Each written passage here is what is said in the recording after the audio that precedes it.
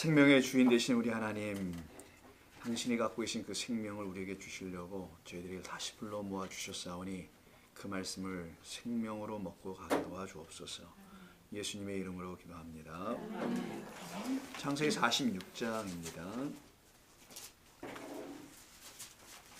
창세기 46장 오늘은 1절부터 27절까지만 하겠습니다. 1절부터 27절. 마음 같아서는 40절 다 하고 싶은데 좀 길어질 것 같아요, 여러분. 그래서 다음 시간에 또 하기로 하고요. 오늘은 27절까지만 쭉 한번 해보지. 창세기 46장 27절.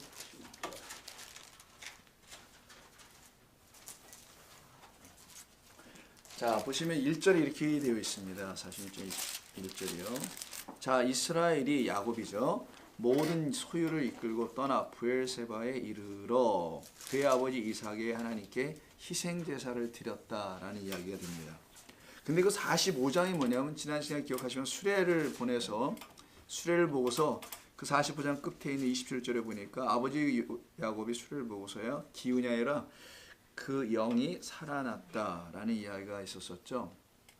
그러니까 그 수레를 타고 이제 아들이 있는 요셉이 있는 곳으로 가야 될 거 아니겠어요. 그 가는 이야기에 지금 그 첫 번째 시작을 어떻게 가는지를 보여주는 겁니다.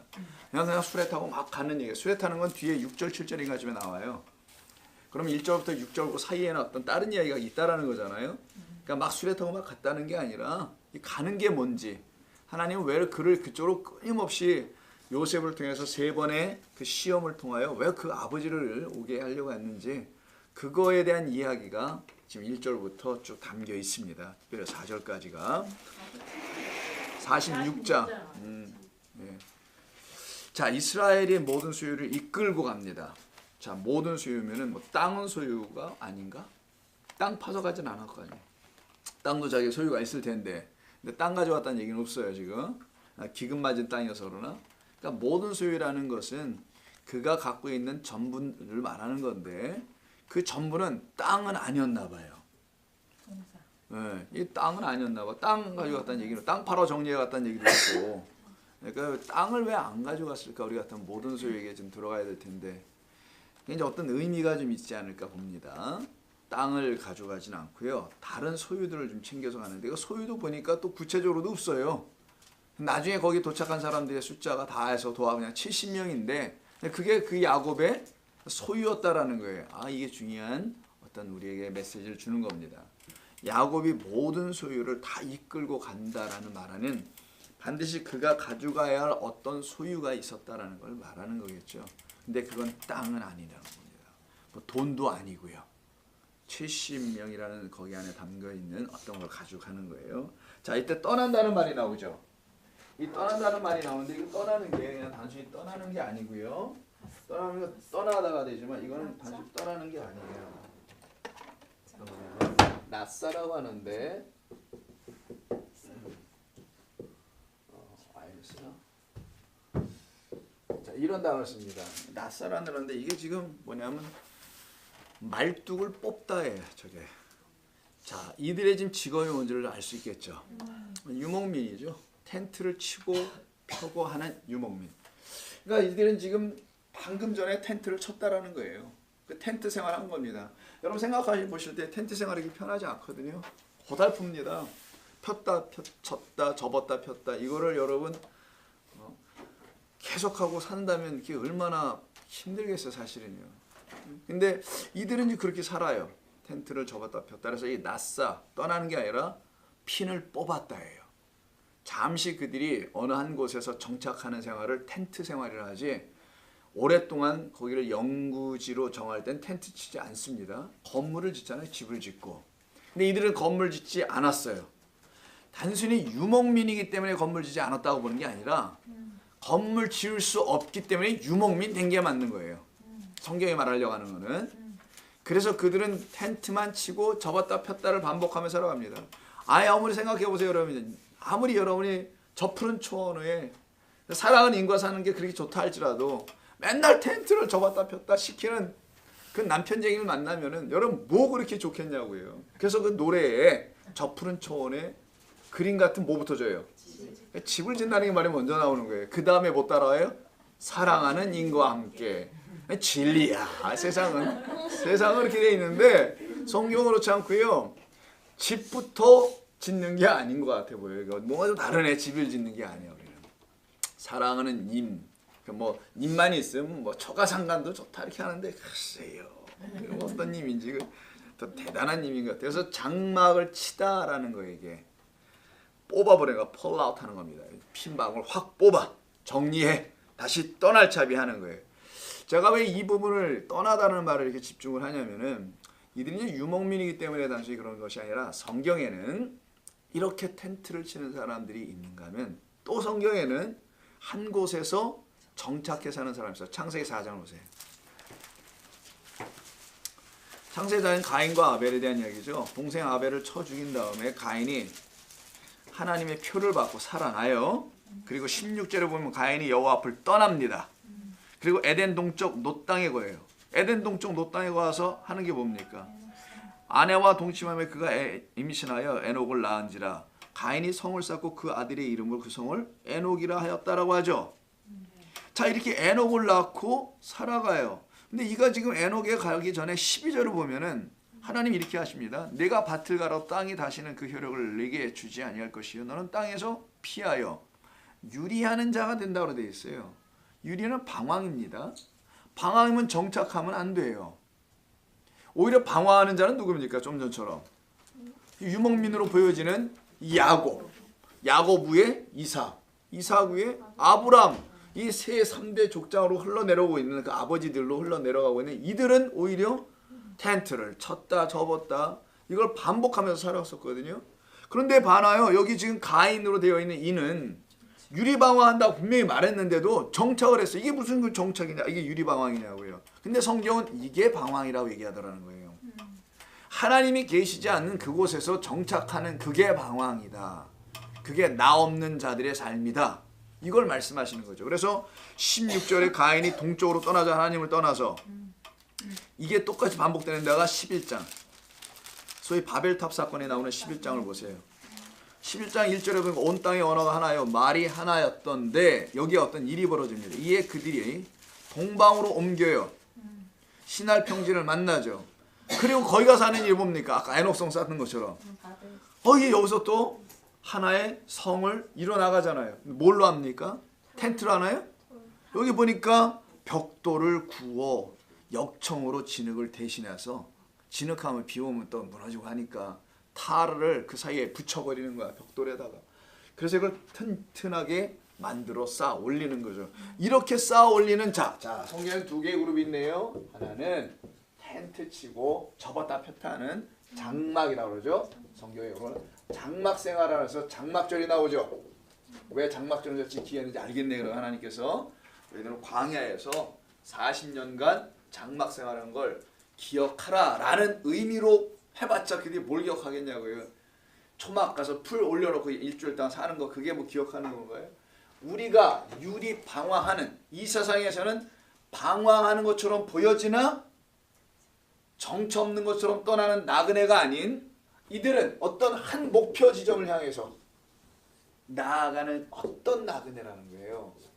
어떤 사람이 부른 그 나그네가 아니고 이것을 말해주기 위해서 지금 야곱을 지금 다시 불러서 낫사라는 동사를 통해서 지금 뭔가를 설명하시는 겁니다. 방향은 애굽이지만 애굽이 아니지 가는 길은 성도의 본향이라는 게 있잖아요. 본향. 그게 성도에게는 이 땅이 본향이 아닌 것을 알았기 때문에 그 본향을 향해서 끊임없이 접었다 폈다는 이유는 접으라는 분이 있고요. 피라는 분이 있어서 그러는 거예요. 구름기둥과 불기둥이 멈추면 그냥 멈추는 것처럼 그게 40년 광야 장막절 아닙니까? 하나님의 인도하심, 함께하심이 있는 자들은 접고 피고 피고 접는 것을 끊임없이 반복하는 게 인생 40이다라고 설명하는 거예요. 그들은 이 땅에 집을 사지 않고 살아간다, 세를 들어 살아간다 이런 말이 아니고 그들은 이 땅이 자기들의 영원한 정착지가 아니라는 사실을 어떻게 알았든지 알았어요. 그 알았기 때문에 그들은 벽돌로 건물을 세우는 성 만드는 일을 하지 않는다 해서 두 번째 그룹이 나오네요. 자, 이게 성을 짓는 자들이에요. 그래서 바벨탑, 뭐 바벨탑이 아니고 바벨이라는 성을 짓는 건데 그 안에 신전이 있어서 그것만 탑이라고 한 것뿐입니다. 자, 이렇게 성경은 두 개의 그룹이 나눠져 있어요. 이 그룹이 나눠져 있는데 벽돌로 쌓는 자들과 이들은 땅을 소망으로 삼고 있는 자들, 이들이 진짜 방황하는 자들이다. 방황이 아직도 멈추지 않아. 그래서 사춘기가 안 끝난 거야. 사랑하는 사람을 만나야 사춘기가 끝나는데 이게 안 끝난 거지. 두 번째는 천막 장막을 치는 자들입니다. 이들은 나그네와 같이 떠들이라는 세상 사람들을 말하는 게 아니고요. 집시가 아니에요. 이들은 어딘가를 향하여 계속해서 가고 있는 자들을 말하는 거예요. 그게 성경이 말하는 나그네, journey하는 자들. 이 땅이 끝이 아니고 이곳도 끝이 아니고 어딘가를 향하여 가라 하시는 대로 갈 수밖에 없는, 그 가다 보니까 여기로 가네. 전부 다 이들이 하늘, 땅이라는 겁니다. 하늘이란 그 본향을 향해서 가는 거고 이들은 땅에 계속 묶일 수밖에 없는, 그래서 땅에다 견고하게 땅 파서 건물 짓잖아요. 그래서 거기에 자기가 빠져 묶여 있잖아요. 여러분 층수가 올라갈수록 땅을 깊이 파야 합니다. 그건 아시잖아요. 상식으로 다 100층을 내면 밑에 조금 파갖고는 안 돼요. 그냥 거기다가 뿌리를 파겠다는 얘기지. 자, 그런 이야기예요. 그래서 이들은 지금 소유를 어떻게 해요? 다 챙겨서 떠납니다. 자기가 갖고 있는 그 소유가 무엇인지 좀 더 우리가 좀 더 보게 됩니다만은, 그래서 이 천막을 치는, 장막을 쳐서 이렇게 핀을 뽑았다 뺐다. 아유, 참 이거 참 굉장히 쉬운 일이 아니거든요. 어려운 일이거든요, 사실은. 여러분 천막 생활 얼마나 불편해요. 여러분 밖에서 야영한다, 텐트 치고 한다. 아유, 저는 싫습니다. 그냥 군대에서 질려가지고 싫어요. 그냥 질퍽거리면 그냥 군화에 그냥 진흙이 이만큼 묻어가지고 발이 안 떨어져. 그런데도 그걸 치고 비 맞으면서 뭘 해야 해. 아유, 끔찍해. 그런 생활 여러분 아무리 님이 좋아도 그런 생각 못합니다. 그것도 하루 이틀이지. 뭐 라면만 먹으면 된다고요? 하루 이틀이지. 진짜 집, 나의 본향, 나의 집이 있어야만이 누구든 안식을 취하는 거예요. 그걸 얘기하는 거 아닙니까? 그 여러 성도님, 여러분 성도님들에게 진짜 집이 무엇인지를 알면 거기서 안식을 누릴 거라는 거죠. 여러분들이 지금 살고 있는 집이 아니고 그걸 성경이 지금 얘기합니다. 그래서 마태복음 13장 보면은 이것을 좀 우리에게 가르쳐주는 이야기가 있어요. 오늘 야곱도 자기 소유를 다 거두어 들여 가지고 가지 않습니까? 소유를 가지고, 소유 가지고 어디 가는 건가? 무슨 소유였을까? 아까 뭐 힌트는 드렸지만 70이라는 소유를 가지고 가는데, 자, 마태복음 13장 10분인자 비유의 이야기인데 그 중에서 44절을 보면은 이런 말이 좀 나옵니다. 이게 이제 본향을 향해 가는 사람들의 이제 삶의 모습이거든요. 13절, 천국은 마치 밭에 감추인 보화, 하늘나라를 가려고 하는 사람들은 밭에 감춘 보화로 비유하는 건데, 보화와 같으니 사람이 이를 발견한 후에는 숨겨두고 기뻐하며 돌아와서 자기의 소유를 다 팔아 그 밭을 사느니라. 자기의 소유를 다 팔아서 천국을 살 수 있다면 저도 하겠어요? 천국을 소유로 팔아서 하는 게 아니잖아요. 이게 지금 다른 걸 설명하시는 것이죠. 우리가 갖고 있는 그것을 제거하고 우리가 소유했다는 것이 우리 가운데서 다 제거되는 걸 말하는 거고, 전제가. 그리고 그것을 다 팔았을 때에 비로소 내 안에 주시고자 하시는 가난한 자들에게 주시는 천국은 그들의 것이요. 심령이 가난한 자, 자기에겐 더 이상 그 소유밖에는 가진 게 없다라고 하는 그들이 가난한 자예요. 그들을 심령이 가난하다, 그의 영이 가난하다 이렇게 표현하는 거죠. 바로 그 푸뉴마 프토쿠스라는 그 심령이 아주 가난한 그 영혼들로 되어 있는 사람들은 더 이상 자기의 어떤 영이나 마음으로 부요해져서 하늘나라를 갈 수도 없고 살 수도 없고, 사는 걸 표현했지만 가질 수 없다라는 것을 표현하는 겁니다. 이게 지금 그럼 어떻게 하냐? 다 버려야지 뭐. 그 한 가지를 갖기 위해서 다 버리는 것을 표현한 거예요. 이게 지금 그것으로 천국을 어떻게 사요? 이건 비유지. 버리는 걸 얘기합니다. 자, 이것을 좀 더 우리 주님께서 말씀하신 것이 또 누가복음 14장이에요. 누가복음 14장을 보시게 되면은 33절에서 제자들에 대한 얘기를 하시네요. 누구든지 이와 같이 너희 중에 누구든지 자기의 모든 소유를 버리지 아니하면 능히 내 제자가 되지 못하리라. 여기서도 말씀하시네요. 내 소유를 다 버리지 않고 나는 나를 쫓아올 수가 없어. 자, 야곱은 이미 한번 야복강 나루에서 하나님을 만나는 일을 통해서 그가 가져야 될 소유가 뭔지를 이제 알았던 사람이에요. 그래서 그가 취한 것이 마치 자기 가족의 수 70을 소유로 지금 가져가는 것처럼 여기 보여지는 게 되어 있는데 사실 그걸 가져간 게 아니고 다른 진짜 그가 갖고 있는 소유를 딱 챙겨 들고 지금 떠나고 있는 모습입니다. 자, 이때 어디로 출발합니까? 출발지가 어디 안 나와 있죠. 본문은 어디로부터 간다는 게 이게 헤브론이에요. 원래는 헤브론에서 출발해서 부엘셰바로 간 겁니다. 여기서 지금 부엘셰바에 도착했어요. 근데 왜 하필은 다른 데 많은 데도 있는데 부엘셰바로 일단 먼저 들렸을까? 헤브론에서 연합한다는 의미는 거기서 자, 이 부엘셰바인데 빠시잖아요. 부엘은 우물. 이거는 7이라는 것과 맹세라는 뜻을 갖고 있죠. 7번 말하여 맹세하다. 여러분 7번 말하여 맹세를 해야 할 정도니 그 맹세의 내용이 굉장한 거 아니겠어요? 그러니까 7번 말하여 맹세한 우물, 그러니까 맹세의 우물인가 보네요. 하나님의 언약. 너희들은 맹세하지 말라. 맹세는 하나님만이 하시는 것이다. 하나님이 하신 맹세 안에만 참된 약속이 이루실 약속, 언약이 있기 때문에 그 언약을 담은 말씀이라는 것이 바로 우물이라는 것으로 표현되는 거겠죠. 우물은 아무데나 파지 않습니다. 한 번 먹고 끊어지는 걸 우물이라고 하잖아요. 우물은 계속 그 물이 나와 줘야 돼. 그래서 well, spring이라고 하는 거죠. 그냥 물을 갖다 위에서 누가 우물에다 부읍니까? 아니잖아요. 밑에서 솟아 오르는 거죠. 그래서 우물, 마르지 않음을 말하는 거예요. 이건 성령이 이제 신약성경에서 우리 주님께서 요한복음 7장에서 성령으로 말미암아 갖게 되는 참된 생명의 말씀은 너의 배에서 생수처럼 흘러 너를 다 적시는 거죠. 온몸을. 그 상태의 맹세의 우물에 도착해서는 부엘셰바에 와서는 어떻게 하냐? 갑자기 뭐를 해요? 희생제사를 드려. 이게 왜 여기서 희생제사를 굳이 드려야 될까? 이게 궁금한 겁니다. 부엘셰바에 와서는 희생제사를 드리네요. 여러분 희생제사는 뭐가 필요하죠? 그치? 짐승, 소, 개, 돼지 말고 닭 말고 뭐 이런 걸 한마디로 통틀하면 뭐라고 그러죠? 동물을 제물로 삼는 거죠. 자, 그럼 동물을 그냥 갖다가 산채로 드리지는 않고 반드시 동물을 죽여서 동물의 죽임이 있는 게 희생 제사라고 하는 겁니다. 자, 왜 야곱은 가다 말고 이 일을 왜 하는 걸까? 이게 왜 필요했을까? 부엘셰바에 와서 왜 이런 일까지 굳이 하고 가야 될 이유는 뭔가? 자, 이게 이제 우리가 좀 알아봐야 할 내용이 됩니다. 자, 희생 제사는 동물을 죽이는 거예요. 왜 죽이죠? 그게 속죄야. 그렇지, 그거예요. 나의 죽음이야. 동물의 죽음은 나의 죽음을 설명하는 거잖아요, 지금.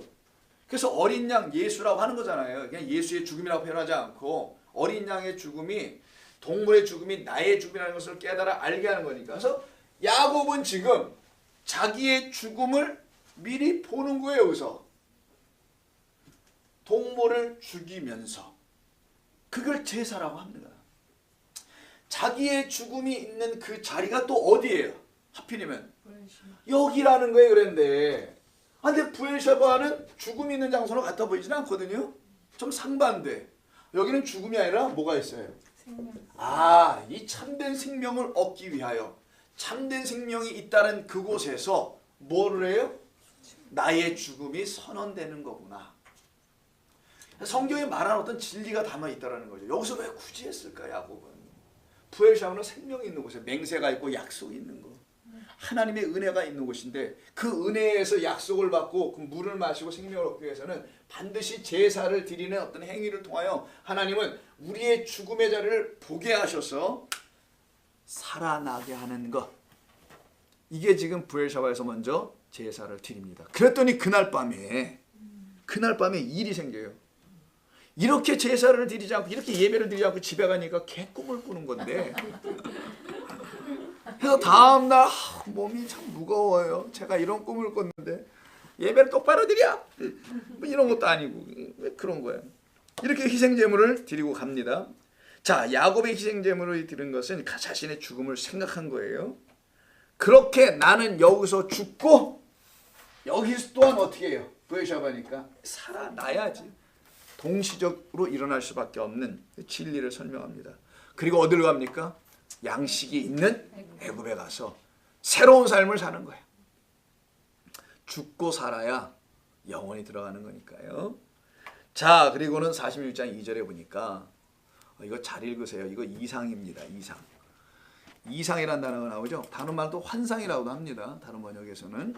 자, 그 밤에 하나님이 이상 중에 자, 이스라엘에게 나타나십니다. 이르시되 야곱아, 야곱아. 그 뭐 약간 그 귀신 목소리처럼 들려주진 않으셨을 거고, 그가 늘 알아듣는 목소리로 우리 마리아를 부를 때처럼 마리아요. 이게 조그맣게 불러도 알아듣잖아요, 여러분이. 여러분의 신랑이 부르는 거 다 알아듣잖아요. 뭐 없는 분들도 계시지만 그런 신랑 말고 그 뭐 그런 신랑은 밤에 여보 뭐 일어나서 물 가져와 이렇게밖에 더 하겠어요. 그런 신랑 말고 진짜 우리의 주 신랑께서 우리 여러분 부르실 때 고운 목소리로 불러주잖아요. 자, 이렇게 불러주시는데 야곱아 한 번 하지 않고 사랑하는 사람은 몇 번 하는지 아십니까?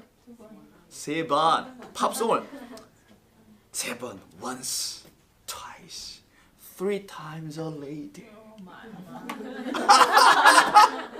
I love you. 이런 노래 모르셔요? 알지. Yes, I know. Twice. 이렇게 나가잖아. 이게 나중에 집에 와서 들어. 자, 3번을 부르는데 여기서는 2번이야. 자, 2번이고 3번이가 2번을 못하는 건 강조죠. 근데 이렇게 2번을 부르는 사건이 이 야곱에게만 있지 않아요. 기억나시는 분? 그치, 아브라함아 언제? 모리아 산에서 칼을 뽑았을 때 주의 사자가 나타나서 아브라함아라고 무지하게 빨리 불렀을 거예요. 2번을 연거푸 부른 일이 있었죠. 또 모세를 부를 때는 안 그랬나요? 모세야 모세야 내가 너를 보내어 쓰겄어? 그랬더니 제가 여기 있나이다. 오늘 야곱도 제가 여기 있나이다. 이렇게 잠꼬대 비슷한 걸 해요 지금 야곱이. 근데 잠꼬대는 아니고 항상 하나님이 부르시면 야곱아 야곱아, 또 사무엘아 사무엘아. 그래 부르셨을 때도 사무엘아, 엘리 할아버지가 그러죠. 가가지고 또 부르시면은 이렇게 얘기해. 제가 여기 있나이다. 주여 말씀하여 주옵소서. 이렇게 가르쳐주죠. 그때도 2번이에요. 이렇게 2번이 반복이 됩니다. 근데 여러분 이세를 아세요? 약복강에서 하나님을 만나잖아요. 저기가 야곱이. 그때 그 이름이 뭘로 바뀌어? 오늘 1절에도 나오지만 이스라엘로 바뀌잖아요. 그러면서 하시는 말씀이 뭔지 아세요?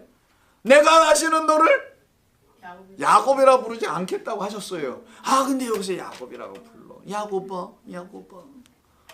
아마 제 생각에는 웃을 준비부터 이스라엘이라 부르면 대답을 안 했을 거예요. 야곱은 사람의 이름이에요. 이스라엘은 하나님의 이름입니다. 바뀐 거예요. 이게 하나님으로. 그런데 부르시는 이가 하나님이시니 이스라엘이라고 그를 부르지 않고 야곱이라고 부르는 겁니다. 그리고 너 야곱아. 어떤 야곱? 이스라엘이 아닌 야곱은 두려워할 자로서의 야곱이거든요. 인간이니까 그냥. 그래서 그 다음 절에 3절에 하나님이 이르시되 너는 중요한 얘기를 하세요. 가장 중요한 것 중에 하나. 하나님이 이르시되 나는 누구다? 하나님이라 내 아버지의 하나님이니 애굽으로 내려가기를 두려워하지 말라. 그래서 야곱으로 부릅니다. 두려워하지 말라. 내가 거기서 너로 큰 민족을 이루게 하리라. 아브라함 때부터 약속해 준 거잖아요. 이것이 여기서 이제 완성되어 나가는 일입니다. 그리고는 저 430년 또 가야 될 일도 남아 있어요. 여기 지금. 자, 너로 큰 민족을 이루게 할 거야. 근데 그 말보다 더 중요한 거는 그 앞에 있는 첫 번째 말이겠죠. 나는 하나님이다. 이 말이에요. 근데 우리말 번역에 지금 나는 하나님이다 하고 또 뭐라고 하셨어요? 너의 아버지 하나님이니까 이삭의 하나님이라는 얘기 좀 들리잖아요. 그렇게 번역되면 안 되고 엘 이렇게 써 있고요. 두 번째는 엘로힘이라고 써요. 자, 엘로힘이고 세 번째는 아버지예요. 아부니까 아버지야. 이건 다 하나님이고 다 하나님이신데, 자 이건 우리 많이 했으니까 구분 하나 하도록 하고, 뭐라 하냐면 지금 현재 우리 번역은 나는 하나님이다, 너의 아버지 하나님 이렇게 묶어버렸어요. 이렇게 둘을. 이게 아니고요. 원래는 명사 세 개가 그냥 나열이에요. 나는 하나님, 너의 하나님, 너의 아버지 이렇게 돼 있어요. 이게 다 같다라는 얘기예요. 단지 이 엘이라는 하나님은 저 성경에서 보이지 않는 영원하신 하나님을 설명할 때 쓰는 거고, 엘로힘은 보이는 하나님으로서 말씀으로 이 땅에 오신 그리스도를 설명할 때 쓰는 그 엘로힘이고, 요 아부는 뭐냐 그러면 이 보이지 않는 하나님을 엘로힘이라는 하나님을 오셔서 이 하나님은 아부야 라고 가르쳐 주시는 거예요. 아부는 뭡니까? 하나님이 아니잖아요. 아부는 아버지야. 하나님이라면 안 돼요. 너희는 그를 하나님이라 부르면 안 돼. 이 가르쳐 준 거예요. 예수님은 아버지라 부르라. 그래서 사도 바울도 이걸 그대로 쓰잖아요. 아빠 아버지라 부르라. 즉 엘로힘을 통해서 영원하신 그 하나님이라는 보이지 않는 하나님은 나를 낳으신 분이다. 얄라드, 나를 낳으신 아버지이시다. 나는 그에게서, 너희는 그에게서 나왔다. 야곱아, 너는 나에게서 나온 자니 두려워하지 말라. 내가 너를 낳는데, 너를 지명했는데 이제 너를 내가 가야 할 곳으로 보낼게. 그게 저 애굽으로 보내는 거죠. 목적은 큰 민족을 이루게 하기 위해서 애굽으로 가 이거잖아요.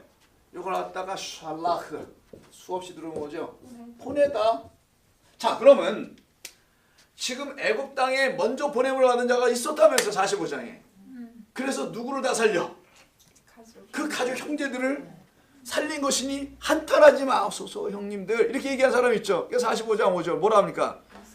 하나님이 생명을 구원하시려고 나를 당신들보다 먼저 살라하신 겁니다. 나는 여기가 하나의 요셉의 A라면은 살라의, 요건 지금 야곱의 살라우네요. 이렇게 야구낸 거예요.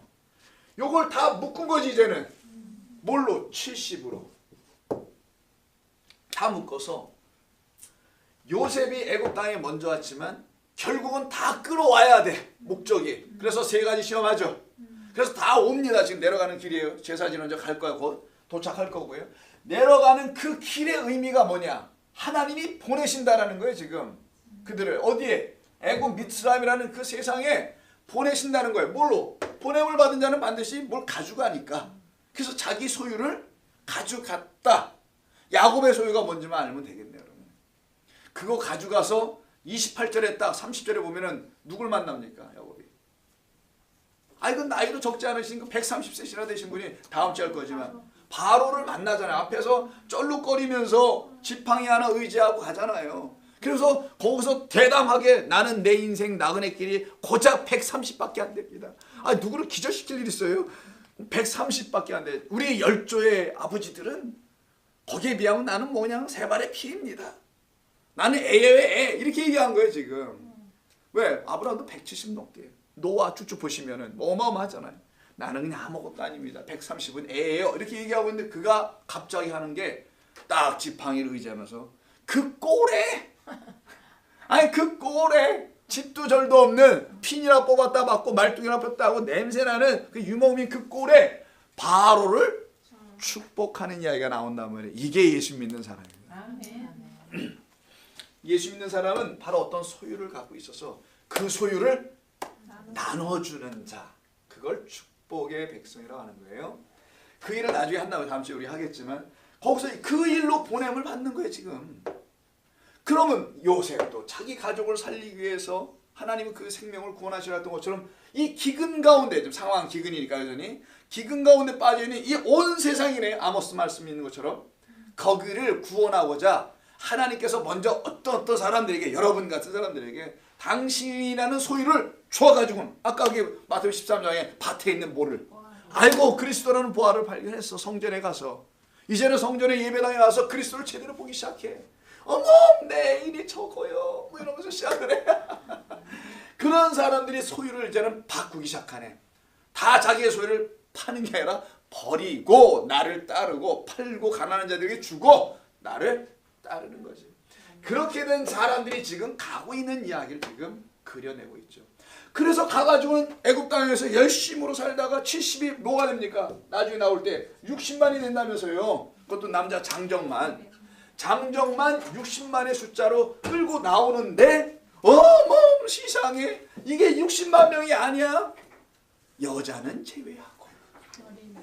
그러니까 성경의 숫자를 여러분 드실 때 딱딱 이렇게 60만 이렇게 떨어지는 건 어떤 걸 설명하려고 하는 것이지, 여기 뭐 또 60만인데 성경이 틀렸다고 이 여자들을 가운데, 그런 분들을 예비하여 성경은 그런 숫자를 그렇게 정확하게, 여러분 지금도 인구 센서스에서 정확하게 따지도 못하는 이 과학의 시대에도 옛날에 뭐 어림자 뭐 한 10,000명쯤 왔어? 많으면 그렇게 얘기하는 거지.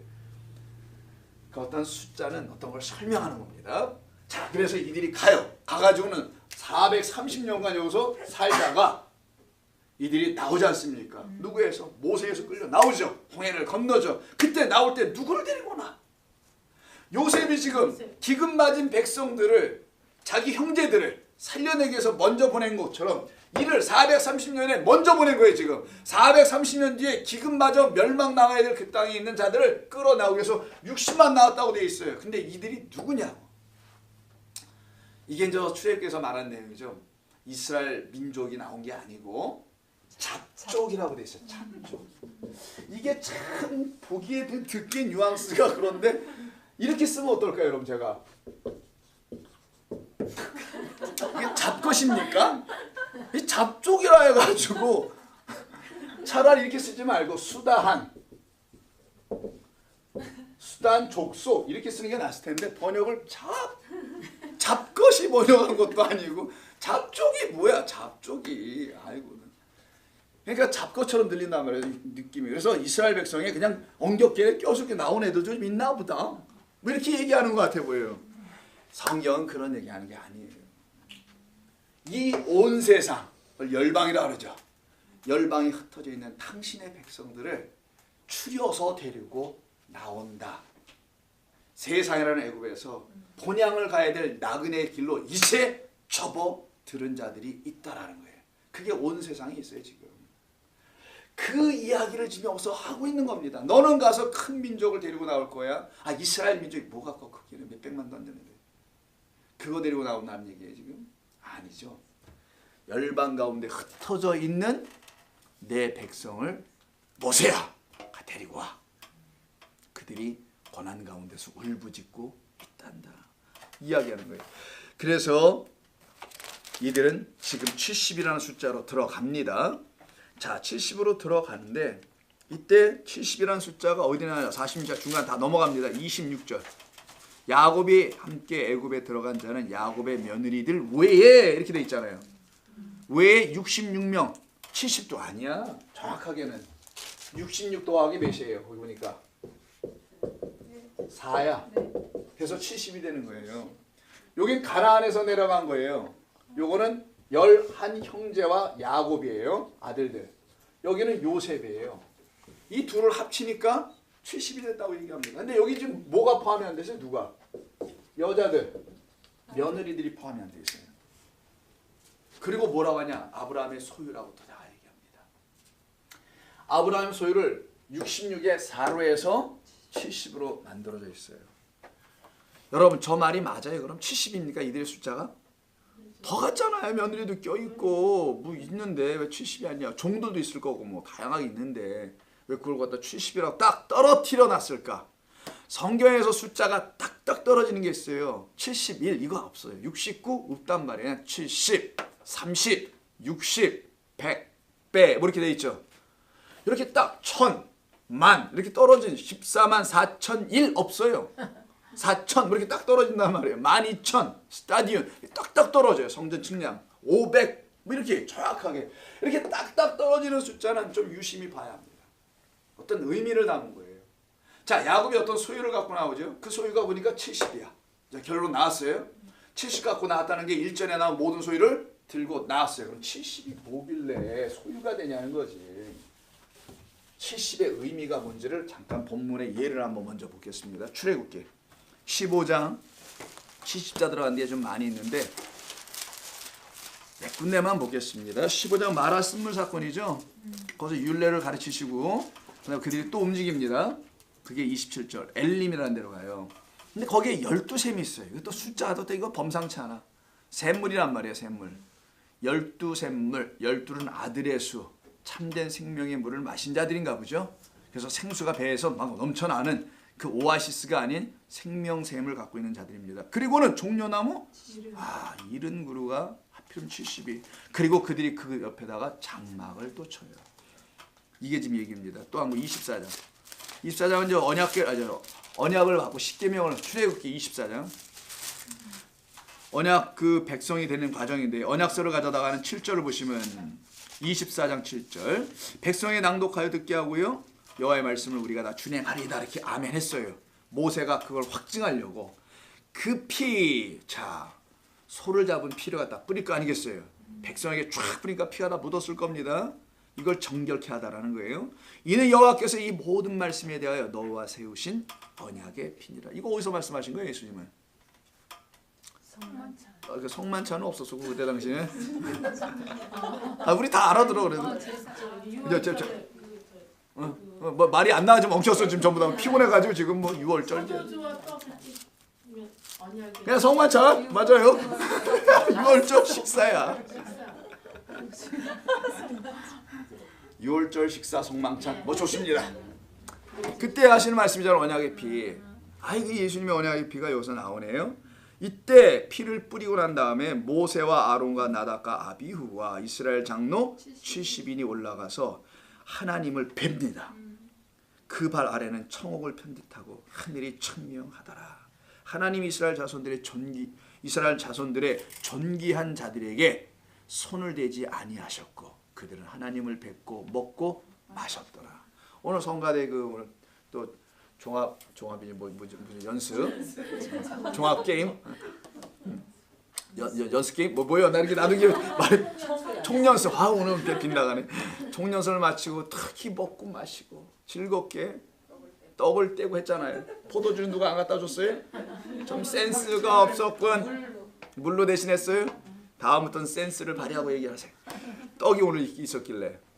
자 그런 어떤 저기 전에다가 떡에 맛있게 드시는 이 먹는 이야기가 나오죠. 이게 이제 하나님 나라의 양식을 먹는 이야기인데 하나님과 어떻게 같이 식사를 하겠어요. 이거 상징적 표현이지.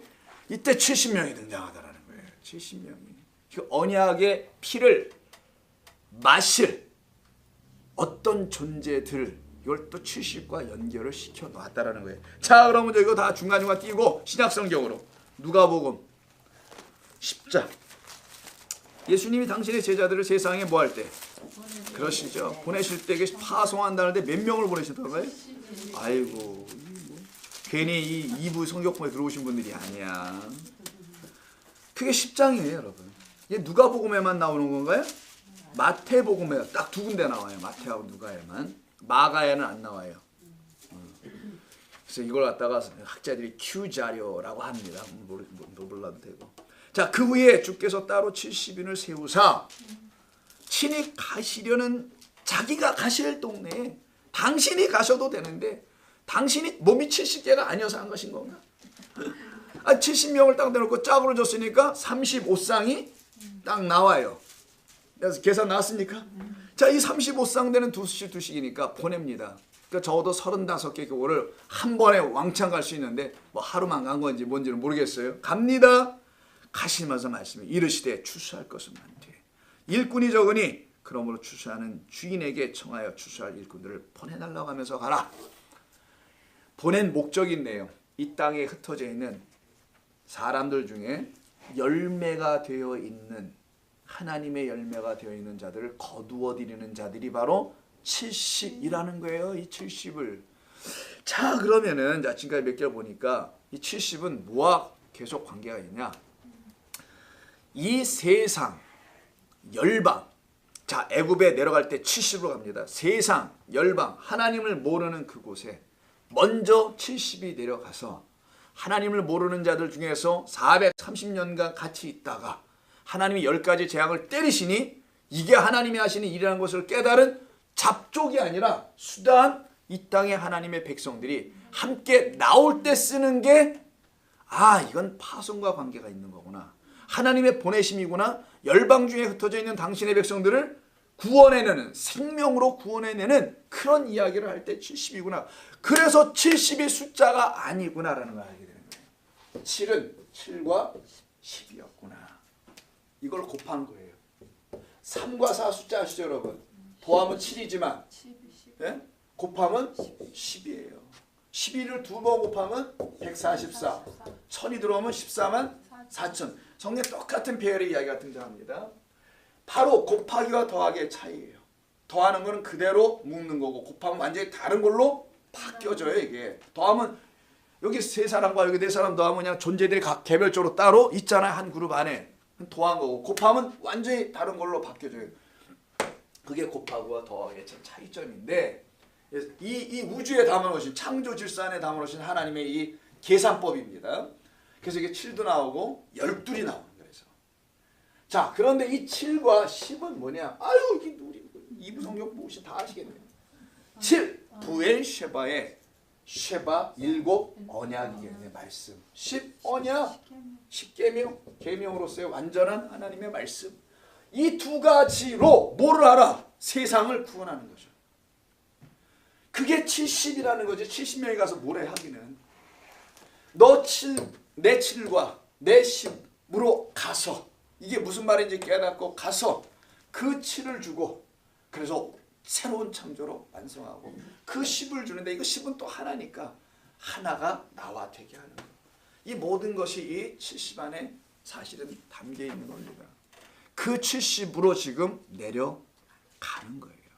70명이 간 게 아니라 정확하게 70명도 아니고 이게 바로 야곱이 오늘 그 길로 떠나는 거고 그 길의 시작점에 희생제사를 하나님께 드림으로 자기에게 참 생명이 무엇인지를 다시 한번 깨닫고 다시만이 하나님이 그날 밤에 꿈에 현몽하신 것이죠. 그리고 두려워하지 말라 야곱아 내가 너와 함께합니다. 그래서 여호수아 1장을 한번 볼까요? 내가 너와 함께하니라. 두려워하지 마라. 여호수아에게 1장 5절입니다. 그래서 아까 야곱에게 꿈에서 첫 번째 하신 말씀이 내가 너와 함께 할 거야. 두려워하지 마라. 이 말씀 하시잖아요. 나는 하나님이니까 너와 함께 할 하나님이야. 아버지야. 두려워하지 말라. 1장 5절 내 평생에 너를 능히 대적할 자가 없으리니 내가 모세와 함께 있었던 것처럼 너와도 함께 있을 것입니다. 내가 너를 떠나지 아니하며 버리지 아니하리라. 참으로 위로가 되지 않습니까? 이게 왜 위로가 되는가? 하나님이 이 땅에 살고 있을 때 안 떠난다는 말로 위로가 되는 게 아니라 나를 영원토록 안 떠나실 거라는 말 때문에 위로가 되는 거죠. 이 땅에서만 라면 이거 좀 곤란해집니다. 그럼 저 땅에서는 다른 자가 인도하면? 뭐요? 안 돼 지금. 영원토록 나를 인도하실 그분 두려워하지 말라. 강하고 담대하라. 너는 내가 그들의 조상에게 맹세하여 이것도 맹세 나오네요. 그들에게 주리라 한 땅을 이 백성에게 차지하게 할 예슈아야. 너는 그 예슈아야. 근데 모세하고도 함께 했대잖아요. 그럼 모세는 3장에 나와요. 한번 볼까요? 출애굽기 3장. 요거 읽고 마칩시다. 오늘 요 정도에서 끝낼까요? 출애굽기 3장 10절 12절 84면 출애굽기 3장 10절 12절 모세를 불러서 보내는 거죠. 이제 내가 너를 바로에게 보내요. 지금 누구누가 바로에게 갑니까? 야곱도 가잖아요. 예, 바로에게 보내요. 너에게 내 백성 이스라엘 자손을 애굽에서 인도하여 내게 하리라. 요전에 이제 야곱이 있었던 거고 모세가 하나님께 하리라. 내가 누구이기에 바로에게 가며 이스라엘 자손을 애굽에서 인도하여 내리리라. 하나님이 이르시되 내가 반드시 너와 함께 있으리라. 내가 그 백성을 애굽에서 인도하여 낸 후에 너희가 이 산에서 하나님을 섬기리니 이것이 내가 너를 보낸 증거니라. 하나님 그를 보내신 증거가 어디 있어요? 증거품. 뭐 줬어요? 나중에 지팡이 주는 얘기 나옵니다만 여기는 없잖아요. 증거는 딱 하나네. 내가 너와 반드시 함께하는 게 증거야. 나는 내 말을 지킨다. 나만 맹세하는 거야. 누구도 맹세할 수 없단다. 이걸 믿는 사람들이 여러분들이니 참 여러분들 멋있고 존귀한 자들이 아닐 수가 없습니다. 그래서 여러분들과 반드시 이 땅에서만이 아니라 영원토록 함께 하실, 그래서 오늘과 내일 영원토록 동일하신 그 하나님이 여러분의 하나님인 것을 알고, 그 하나님이 여러분들 먼저 자녀 택하여 삼으셨으니 그 70을 주신 분이니 소유해야 될 것을 딱 주셨으니 그것으로 여러분의 형제와 자매들, 뭐 멀리 있습니까? 어디? 서로 교우들이죠. 그들에게 참된 양식을 서로 나눠주는 그렇게 아름답고 복된 교회로 만들어가기를 부탁합니다. 하나님 고맙습니다. 오후 늦은 시간까지 우리 성가대원들 수고하고 또 이 시간까지 나와서 주의 말씀을 듣고 돌아가는 몸은 피곤할 수 있으나 한 주간을 지켜나가시는 하나님의 은총 안에 거하기를 원하는 새 마음으로 떠나가고 있사오니 그 마음을 주신 분도 하나님이시요 그 마음을 온전케 지켜주실 분도 하나님이십니다. 성도들의 일상의 삶을 주관하여 주시어서 좀 힘들고 어려운 일이 닥칠 때마다 좌절 낙심하지 말고 주님 반드시 나와 함께 계심을 알고 그 모든 것을 다 온전케 만들어 가시는 주님과 함께 동행하는 것을 놓치지 않게 하여 주옵소서. 그리고 환절기 맞이하여 강건함을 놓치지 않도록 주의 성령이 또한 도와주시기를 원하오며 예수님의 이름으로 기도드립니다. 아멘.